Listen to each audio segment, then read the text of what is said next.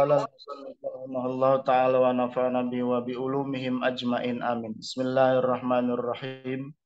Marilah kita lanjutkan pengajian kitab Asy-Syifa bi Ta'rifi Huquqil Mustafa karya Syekh Qadi Iyad bin Musa Al-Ayyahsi rahimahullahu ta'ala wa nafa'ana bi ulumihim ajmain amin. Yang pagi ini memasuki nomor 98.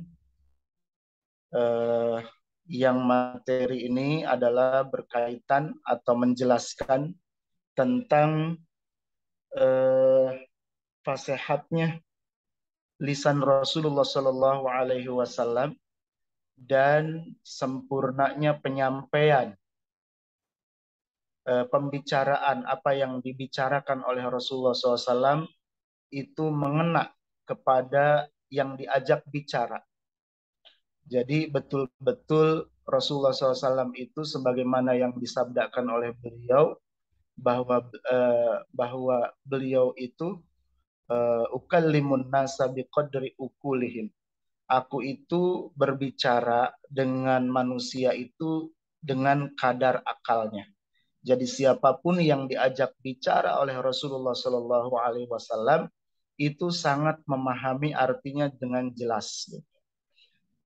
Orang yang diajak bicara itu tidak perlu menerjemahkan lagi. Jadi dia sudah paham apa yang diucapkan oleh Rasulullah SAW. Betul-betul balagoh, betul-betul jelas, terang apa yang dimaksud oleh Rasulullah SAW. Itulah kalau orang yang diajak bicara oleh Rasulullah SAW. Wa min kitabihi liwa'il ibni Hujrin. Wa min kitabihi, dan dari suratnya Rasulullah Shallallahu Alaihi Wasallam liwa'il bin Hujrin, untuk Wa'il bin Hujrin,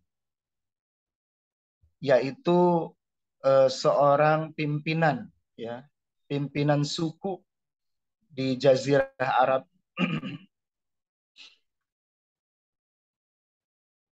Pimpinan kabilah suku. Jadi Wa'il bin Hujrin ini adalah pemimpinnya.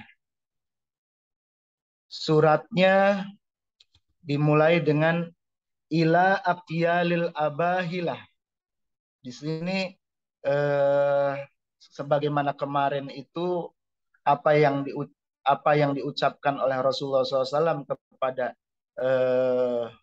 suku Quraisy, ya, dan penduduk Madinah itu berbeda. Berbeda suku, berbeda dialektika dan gaya bahasa, gitu. Jadi di sini sampai tafsiran untuk menafsirkan surat ini itu banyak pendapat, gitu ya. Banyak pendapat para ulama tentang makna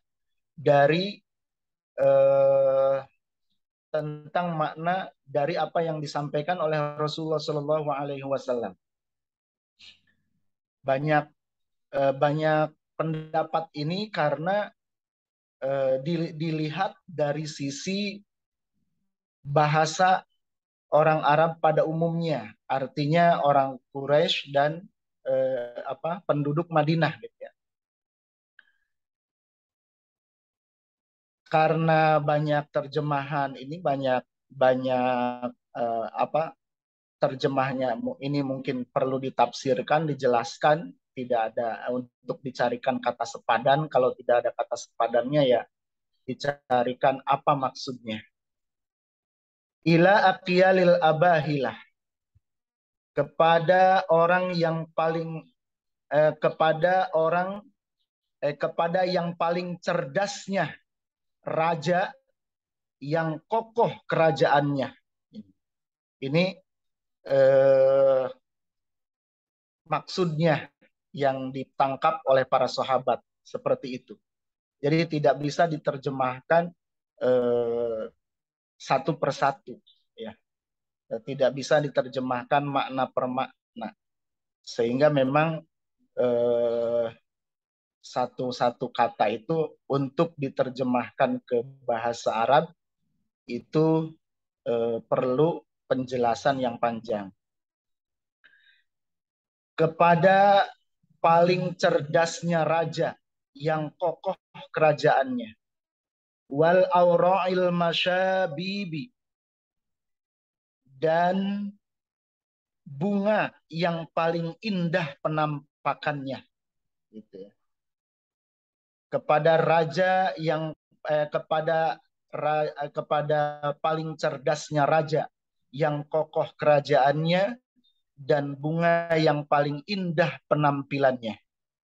Ini sanjungan Rasulullah SAW kepada Wa'il bin Hujrin, di mana beliau adalah pemimpinnya kabilah tersebut.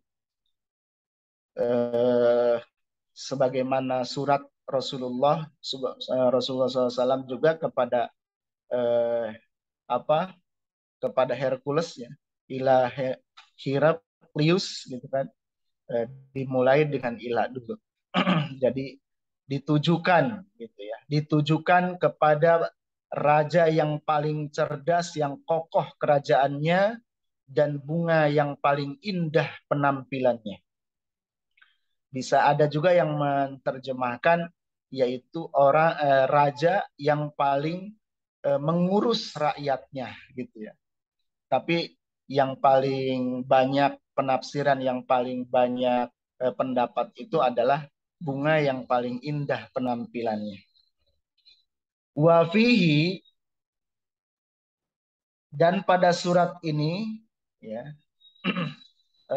pada surat ini ada, di dalam surat ini tercantum, jadi mungkin di depannya itu ada pendahuluannya. Di sini diambil saja yang selanjutnya. Sabda Rasulullah SAW di dalam surat tersebut, Fiti ati syatun. Fiti ati ini banyak terjemahan, maksudnya fiti ati di dalam 40 kambing itu syatun, satu ekor kambing. Ini menjelaskan tentang zakat yang harus dikeluarkan. Karena mayoritas penduduk tersebut itu para pengembala, ya, kabilah tersebut itu para pengembala, mengembala kambing, unta, gitu ya. Nah, di sini fiti ati syatun, di dalam 40 kambing itu satu ekor kambing, ya, satu ekor domba. Itu zakatnya yang harus dikeluarkan. Atau ada juga yang menerjemahkan fitiat itu adalah 5 ekor unta. Fitiati di dalam 5 ekor unta itu syatun, satu ekor kambing zakatnya. Ini bahasa yang disampaikan oleh Rasulullah SAW khusus untuk suku ya kabilah yang dipimpin oleh Wa'il bin Hujrin tersebut. Makanya bahasanya itu menggunakan bahasa yang dipahami oleh mereka. Sehingga bagi suku kabilah yang dipimpin oleh Wa'il bin Hujrin itu sudah tidak perlu diterjemahkan lagi, sudah paham maksudnya. La muqawwaratul al-yati. La muqawwaratul al-yati, tidak sangat kurus. Artinya yang digunakan zakat itu bukan yang sangat kurus, gitu ya. Demikian juga yang digunakan untuk kurban, gitu ya. Untuk kurban, untuk akikah, itu juga sama. Jangan yang sangat kurus. Ini di sini yang digunakan untuk zakat itu tidak boleh yang sangat kurus. Tapi ini bahasanya bukan bahasa Arab biasa. Ini hasil penafsiran. Wala donakun, dan tidak pula yang terlalu banyak lemaknya. Bahasa Sunda adalah gitu, bahasanya majir, gitu ya. terlalu banyak lemaknya, bukan yang terlalu banyak lemaknya. Bukan tidak apa? Jangan yang terlalu kurus dan jangan pula yang terlalu banyak lemaknya. Jadi terlalu gemuk yang banyak lemaknya. Itu untuk zakat.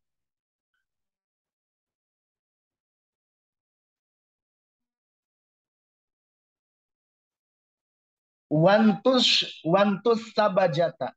Wantus sabajata. Dan hendaklah yang kuat memberi yang lemah. Jadi di sini perintah untuk di dalam membagikan zakat tersebut itu yang kuat memberikan kepada yang lemah. Artinya yang kaya memberikan kepada fakir miskin. Fisuyu bil humus. Fisuyu bil humusu. Di dalam harta karun, ya, suyub ini ditafsirkan sebagai rikaz. Di dalam zakat untuk harta karun itu al-humusu 1/5. Jadi ada harta karun artinya pendaman manusia. Kalau ada lagi makdan. Makdan itu pendaman Allah Subhanahu wa taala, artinya barang tambang yang terpendam di tanah itu ada pendaman manusia. Pendaman manusia itu artinya harta yang terpendam dari orang-orang terdahulu. Itu zakatnya 1/5. Waman zana mimbikrin fasakuhu mi'atan. Waman zana, dan barang siapa yang berzina mimbikrin, dari perawan. Artinya bikrin itu orang yang belum pernah menikah. Belum pernah menikah. Kalau guru kita dulu mengatakan orang yang belum pernah menikah yang sah. Gitu ya. Di sini dikatakan perawan. Perawan itu ada yang laki-laki, ada yang perempuan. Sama-sama belum pernah nikah yang sah. Kalau mereka berzina, aku humiatan, maka hukumannya kisos, gitu ya. Hukumannya bagi orang yang berzina dan dia itu orang yang zina itu belum pernah menikah secara sah, maka hukumannya adalah pukullah orang yang berzina tersebut mi'atan 100 kali. Jadi harus dipukul sebanyak 100 kali. Itu hukumannya. Wastaufiduhu aman. Wastaufiduhu aman. Dan usirlah mereka aman 1 tahun. Jadi jangan tinggal di kelompok itu. Itu untuk orang yang melakukan zina, yang masih belum pernah menikah, masih perawan atau bujang. Perawan atau bujang kalau kita.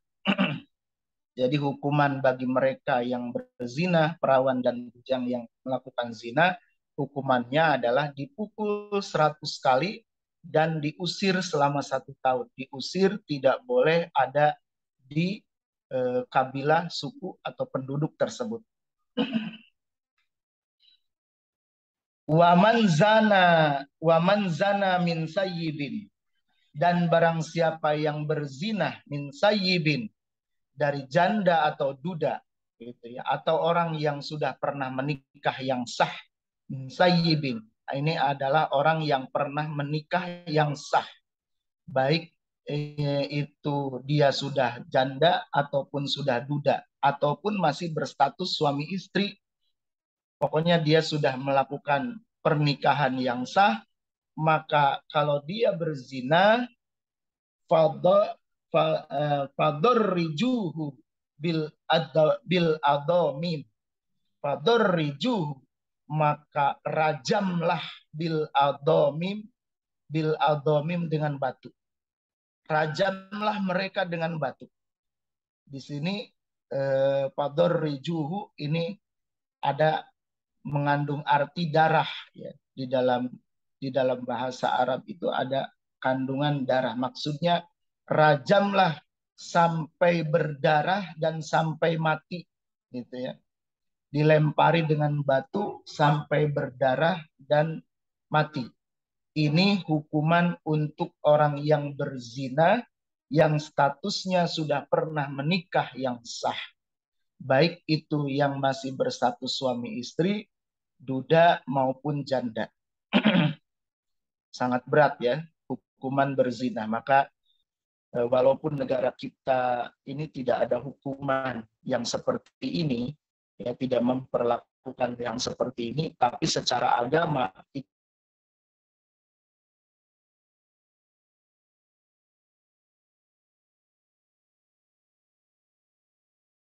hukumannya secara agama kalau ditegakkan itu sangatlah keras. Wala nasima fiddin. Wala nasima fiddin. Ini eh, nasima ini artinya belas kasihan. Jangan berbelas kasihan fiddin di dalam menegakkan agama. Karena apa? Ini adalah perintah dari Allah Subhanahu wa taala. Di dalam Al-Qur'an surat An-Nur ayat 2 Allah Subhanahu wa taala berfirman, "Wala ta'khudkum wala ta'khudkum bihima ra'fatun fi dinillah." Janganlah engkau menghukum mereka itu dengan belas kasihan ya, di dalam agama Allah. Artinya jangan karena belas kasihan sehingga di dalam memberikan hukuman itu jadi setengah-setengah, setengah-setengah. Jadi istilahnya kalau mukul pun tidak bertenaga gitu, hanya pukul aja. Kalau rajam juga dilemparnya itu hanya melempar aja, itu bukan seperti itu. Tapi bahkan di zaman Sayyidina Umar bin Khattab ketika menegakkan hukum rajam terhadap putranya sendiri, itu dicari orang yang memukulnya itu adalah orang yang paling kuat di kaumnya. Itu ya. Ini karena di dalam Al-Qur'annya ada wala ta'khudkum bihima ra'fatun. Jangan berbelas kasihan di dalam menegakkan hukum Allah Subhanahu wa taala. Ini supaya betul-betul hukum ini bisa ditegakkan di zaman Sayyidina Umar bin Khattab yang menegakkan rajam, yang menegakkan hukum pukul terhadap putranya supaya dipukul 100 kali karena pernah melakukan zina, padahal zina itu dilakukan oleh putranya dalam keadaan mabuk ya. Jadi putranya itu eh, berkunjung ke suatu kaum, tiba-tiba di kaum itu diberikan minuman yang memabukkan, dalam keadaan mabuk itulah diberikan apa putri dari kepala suku tersebut gitu ya. Sehingga terjadilah perzinahan yang dilakukan dalam keadaan tidak sadar oleh putranya Sayyidina Umar bin Khattab. Dan ketika sudah 8 bulan gitu ya, kemudian sekitar 8 bulan kemudian itu datang dari suku tersebut karena putrinya itu hamil. Sehingga diketahuilah bahwa yang eh, apa putranya itu dulu pernah berzina. Maka Sayyidina Umar bin Khattab langsung menegakkan hukum rajam kepada putranya sendiri. Inilah hebatnya Sayyidina Umar bin Khattab sehingga diberi gelar Al-Faruq, orang yang mampu membedakan yang hak dan yang batil. Gitu ya. Walaupun terhadap putranya sendiri beliau tegakkan gitu. Karena eh, di dalam Al-Quran itu harus dipukul 100 kali ya hukumannya, maka ini betul-betul ditegakkan. Dicarikan orang yang paling kuat di Madinah itu, dan pukulan dan pegangannya pun yang paling enak gitu ya, alat pemukulnya pun yang paling enak dipegang oleh orang yang paling kuat di situ. Dipukul 100 kali, sebelum 100 kali itu disuruh berhenti dulu. Jadi nggak dipukul bok bok bok bok gitu ya. Enggak, disuruh berhenti dulu, suruh merasakan dulu sakitnya. Istrinya Sayyidina Umar mau memeluk putranya yang sudah yang sudah berlumuran darah ya karena dipukul, ditahan oleh Sayyidina Umar. Jangan, jangan. Kalau kamu ingin bertemu anakmu nanti di surga, kamu jangan peluk anakmu sekarang. Ketika sudah selesai 100 kali dan anaknya tidak sanggup menerimanya sehingga meninggal dunia, barulah Sayyidina Umar dan istrinya memeluk anaknya tersebut. Setelah itu malamnya dimimpikan oleh beberapa sahabat bahwa putra Sayyidina Umar bin Khattab tersebut sedang duduk di atas kursi di surga. Itulah Sayyidina Umar bin Khattab begitu begitu menegakkan hukum Islam ini secara betul-betul apa yang diperintahkan oleh Allah wa Rasulih Shallallahu Alaihi Wasallam. Jangan engkau berbelas kasihan di dalam menegakkan hukum Allah Subhanahu Wa Taala. Wala gummata wala gummata fi faraidillah. Wala gummata, dan jangan engkau menutupi,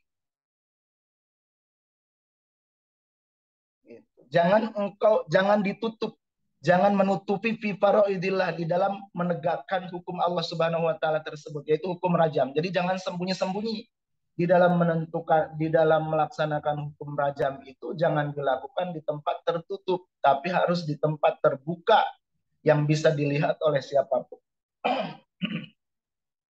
Karena sebagian dari tujuannya adalah yaitu agar manusia itu menghindari perbuatan maksiat tersebut karena sangat keras hukumannya di sisi Allah Subhanahu Wa Taala wa Rasulullah Shallallahu Alaihi Wasallam. Wa kullu muskirin, dan setiap yang memabukkan itu haramun, haram, tidak boleh, dilarang. Semua yang memabukkan itu haram. Wa Wa'il bin Hujrin, dan Wa'il bin Hujrin yataraffalu alal aqyal, adalah pemimpinnya orang-orang yang berakal. Ini sanjungan, jadi awalnya ditujukan kepada Wa'il bin Hujrin, disanjung oleh Rasulullah SAW dengan sanjungan yang memang tepat ya, bukan sanjungan yang mengada-ngada. Itu bukan sanjungan yang mengada-ngada dari Rasulullah SAW. Dan memang sukunya itu adalah suku yang orang-orang pinter-pinter gitu di situ. Sudah terkenal. Ya taraffalu alal aqyal, Wa'il bin Hujrin itu adalah pemimpinnya orang-orang yang berakal, yang mampu memahami apa yang diperintahkan oleh Allah Subhanahu Wa Taala wa Rasulullah SAW ini. Ini adalah surat dari Rasulullah SAW kepada Wa'il bin Hujrin, ya, yang dia adalah pemimpin salah satu kabilah yang kabilah itu terkenal cerdas. Ya. Ini kemungkinan suku yang kemarin dibahas, ya, kabilah yang kemarin dibahas oleh pada materi sebelumnya oleh Bang Keiton. Mungkin ini adalah kabilah Nahdin. Jadi ini lanjutannya, dan itulah bahwa sebagai kesimpulannya dari apa yang saya sampaikan di sini, maksud dari materi ini adalah untuk menunjukkan bahwa Rasulullah Shallallahu Alaihi Wasallam itu jika berbicara sangat fasihat, dilihat dari sisi dari orang yang diajak bicara, dan apa yang disampaikannya itu betul-betul dipahami, betul-betul mengena terhadap maksud dan tujuannya, tidak perlu diterjemahkan ulang, gitu. Tidak perlu ditafsirkan lagi untuk orang yang diajak bicaranya. Alhamdulillah, itulah junjungan kita Nabi Muhammad SAW. Beliau adalah sangat fasihat dan sangat balaghah di dalam perkataannya. Mudah-mudahan kita semua umatnya diberikan keberkahan, terperciki berkah, sehingga kita pun di dalam berdakwah bisa menyampaikan kepada yang kita dakwahi dengan jelas dan terang, gitu ya. Seperti jelas dan terangnya penyampaian Rasulullah SAW kepada siapapun yang diajak bicara. Amin ya Allah ya Rabbal Alamin. Demikian yang bisa saya sampaikan, mudah-mudahan bermanfaat, dan apabila ada yang salah, saya mohon maaf yang sebesar-besarnya. Hadanallahu wa iyyakum ajmain. Wassalamualaikum warahmatullahi wabarakatuh. Waalaikumsalam warahmatullahi wabarakatuh.